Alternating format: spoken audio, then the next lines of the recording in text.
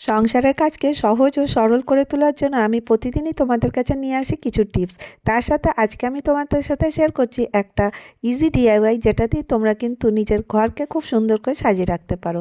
তো আজকে আমি তোমাদের সাথে শেয়ার করে নিই একটা মিরর পেন্টিং। তো দেখো, আমি এখানে ইয়ারবাড নিয়ে নিয়েছি আর ফেব্রিক কালারে এমনি ডুবিয়ে ডুবিয়ে আমি এর মধ্যে একটা ফ্লাওয়ারের মতন ডিজাইন করে দিচ্ছি। খুবই সহজ।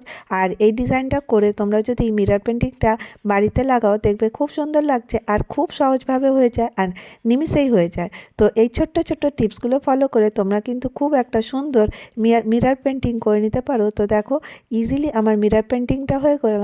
আশা করব তোমাদেরকে পেন্টিংটা খুব ভালো লাগবে। তো তোমরা কিন্তু নিজেরাই এই পেন্টিংটা বাড়িতে ইজিলি করে নিতে পারো, দেখবে ঘরের লুক কিন্তু চেঞ্জ হয়ে গেছে।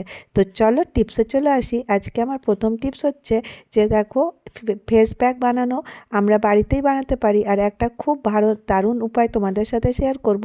আমি এখানে নিয়ে নিচ্ছি মিল্ক পাউডার, তার সাথে দিয়ে দিলাম একটু গোলাপ জল। তো এই ফেস প্যাকটা কিন্তু আমাদের খুব হেল্প করবে, যে ফেসে দাগ ছোপ এগুলো থাকে ওগুলো কিন্তু তুলে দেবে। তো দেখো, আমি এটাকে ভালো করে মিক্স করে নিচ্ছি। আর এটা ভালো করে মিক্স করে নেওয়ার পরে আমি এর মধ্যে আরও কিছু জিনিস মিলিয়ে নেব।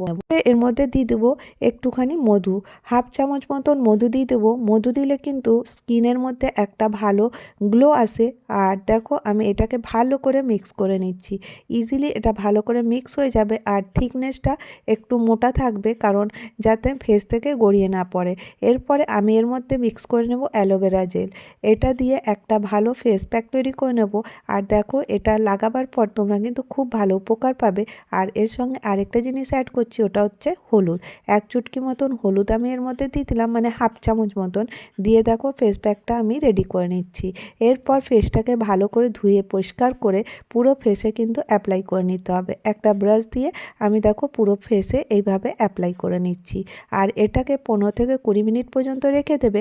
যখন এটা ড্রাই হয়ে যাবে, তারপরে এটা নর্মাল ওয়াটার দিয়ে ধুয়ে এরপরে কোকোনাট অয়েল লাগিয়ে নেবে। তো দেখবে তোমরা একটা চমৎকার স্কিন কিন্তু পেয়ে যাচ্ছ। খুব সহজে, খুব ইজিলি তোমরা একটা ভালো স্কিন পেয়ে যেতে পারো।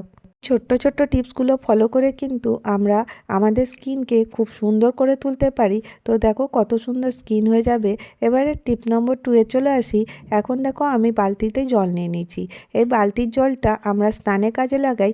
যখন স্নান করতে যাবে হালকা গরম জল করে নেবে। আর একটা কথা শেয়ার করে দিই, যখন তোমরা গিজারের জল গরম করবে, জলটা গরম করে নেবার পরে কিন্তু এর মধ্যে মিক্স করবে। আর জলটা গরম করে হয়ে যাবার পর কিন্তু সেই জলটা ইউজ করবে। চান করতে করতে গিজার অন রাখবে না, কারণ এরকম অনেক কেস দেখা যাচ্ছে যে যার কারণে অ্যাক্সিডেন্ট হচ্ছে। তো তোমাদের সাথে শেয়ার করি, আমি এর মধ্যে একটু সামুদ্রিক লবণ দিয়ে দিলাম। এটাতে কী হবে, যদি গায়ে ব্যথা, হাতে ব্যথা বা এরকম জ্বর জ্বর ভাব থাকে, এই জলে স্নান করলে কিন্তু একদম চাঙ্গা হয়ে যাবে। এবার নেক্সট টিপসে চলে আসি। তো দেখো, আমি এখানে দুধ নিয়ে নিয়েছি। দুধ যখন আমরা বাড়ি থেকে বাইরে যাই, তো দেখবে কয়েকদিনের জন্য গেলে দুধ কিন্তু ফেটে যায়। তো আমি তোমাদের সাথে একটু দুধের সাথেই শেয়ার করছি। তো তোমরা এই দুধটা কিভাবে একদম ফ্রেশ রাখতে পারবে। তো তোমরা দেখো, আমি এর মধ্যে একটা জিনিস অ্যাড করব, তোমরা অবাক হবে। এর মধ্যে আমি 2 থেকে 3 বুঁদ পর্যন্ত সর্ষের তেল অ্যাড করলাম। এতে কিন্তু কোনো রকমের গন্ধ বা কিছু তোমরা কিন্তু এই দুধে পাবে না। তোমাদেরকে মনেই হবে না যে এর মধ্যে আমি সর্ষের তেল মিক্স করেছি। তো এই টিপসটা তোমরা ফলো করে দেখতে পারো। এই ছোট্ট ছোট্ট টিপস কিন্তু আমাদের জীবনকে অনেকটা সহজ সরল করে, টাকা বাঁচায়। টিপস নাম্বার 4 এ চলে আসবো। তো দেখো, কখনো কখনো যখন আমরা এমনি ফ্লেমটা অন করি, দেখবে সাইড থেকে অনেক আগুন বেরিয়ে যাচ্ছে। আর তার কারণে কিন্তু আমাদের গ্যাসটা খুব তাড়াতাড়ি শেষ হয়ে যায়। তো এর জন্য তোমাদের সাথে আমি একটা টিপস শেয়ার করছি, যেটা তোমাদের খুব উপকারে লাগবে। তো আমি এখানে একটা পুরনো প্রদীপ নিয়ে নিয়েছি। তো পুরনো প্রদীপ আমাদের প্রত্যেকের ঘরেই থাকে। তো তখন আমি এটা দিয়ে একটা তোমাদেরকে টিপস শেয়ার করি।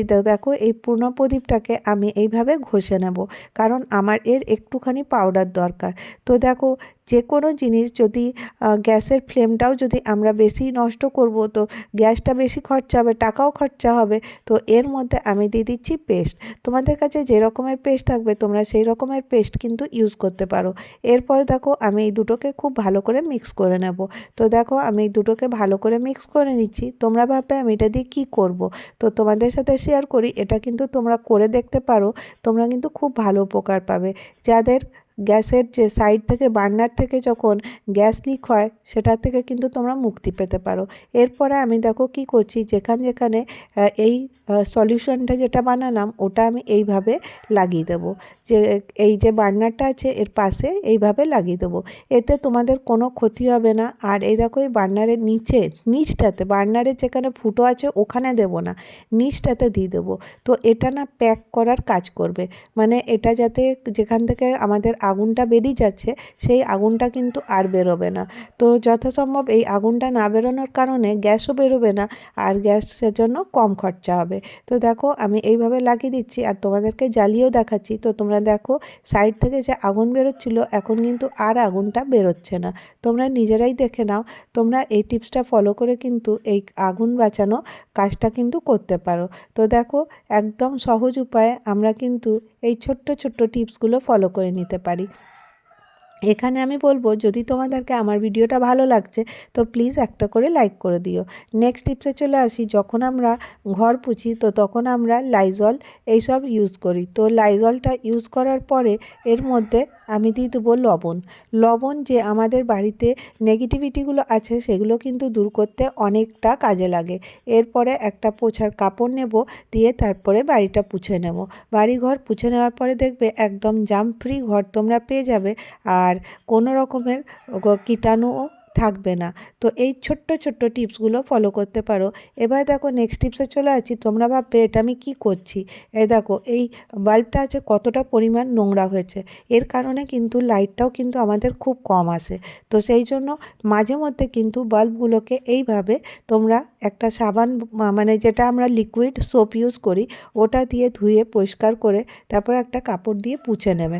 তো দেখবে লাইট একদম চকচক করে জ্বলবে।